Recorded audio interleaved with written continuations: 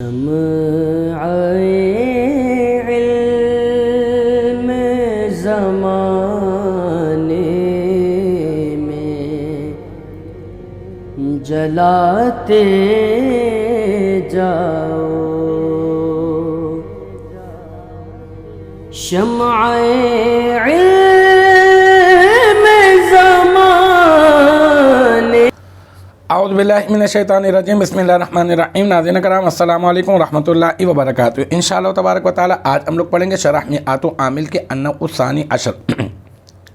آج کی جو ہماری عبارت ہے وہ ہے، اب تک جو ہے اس سلسلے میں ہم لوگ تقریباً 37 ویڈیوز بنا چکے ہیں۔ انشاءاللہ تبارک و تعالی یہ ہوگا ہمارا پارٹ نمبر 38۔ آج کی جو ہماری عبارت ہے وہ ہے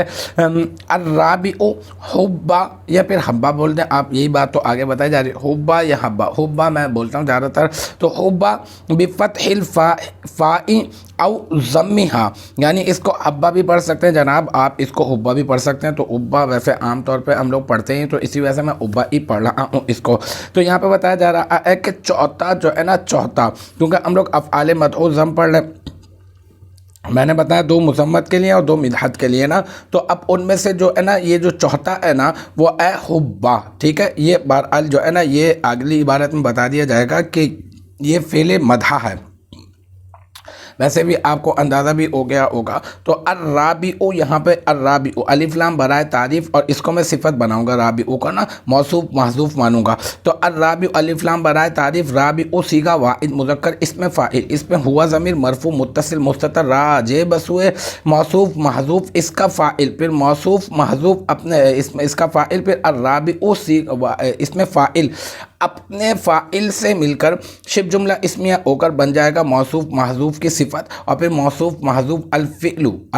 موصوف محذوف اپنی صفت، الرابع صفت سے مل کر مرکب توصیفی ہو کر یہ بن جائے گا مبتدا، اور پھر حبا یہ کیا بن جائے گا، یہ بن جائے گا مراد اللفظ، یہاں پر ذوالحال بن جائے گا، پھر با حرف جر فتحی مضاف الفائی مضاف الیہ مضاف اپنے الفائی جو ہے معطوف علیہ، اور پھر او حرف عطف، اور جو ہے نہیں یوں کر دیں، با حرف عطف با حرف جر فتحی مضاف الفائی مضاف الیہ مضاف اپنے مضاف الیہ سے مل کر مرکب اضافی ہو کر معطوف علیہ، پھر او حرف عطف، پھر ضمی مضاف، اور ہا ضمیر مضاف الیہ مضاف اپنے مضاف الیہ سے مل کر مرکب اضافی ہو کر یہ کیا بن جائے گا، یہ بن جائے گا معطوف، پھر معطوف اپنے معطوف علیہ سے مل کر با حرف جر کا مجرور، جار اپنے مجرور سے مل کر یہ کیا بن جائے گا، ثابتانی اسم فاعل کا ظرف مستقر، نہیں ثابتن اسم فاعل کا ظرف مستقر کر دیں تو زیادہ بہتر ہے نا، ہاں اس کو کر دیتے ہیں ثابتن اسم ثابتن کا کیونکہ یہ جو ہے نا حالت نسبی میں، تو اس وجہ سے اس کو حالت نسبی میں اس وجہ سے کیونکہ یہ حال بنے گا نا، اور حال حالت نسبی میں ہوتا ہے، تو ثابتن اسم فاعل کا ظرف مستقل، ثابتاً اسم فاعل اس میں ہوا ضمیر مرفوع متصل مستتر راجع بسوئے ذوالحال اس کا فاعل، پھر اسم فاعل اپنے فاعل سے مل کر شبہ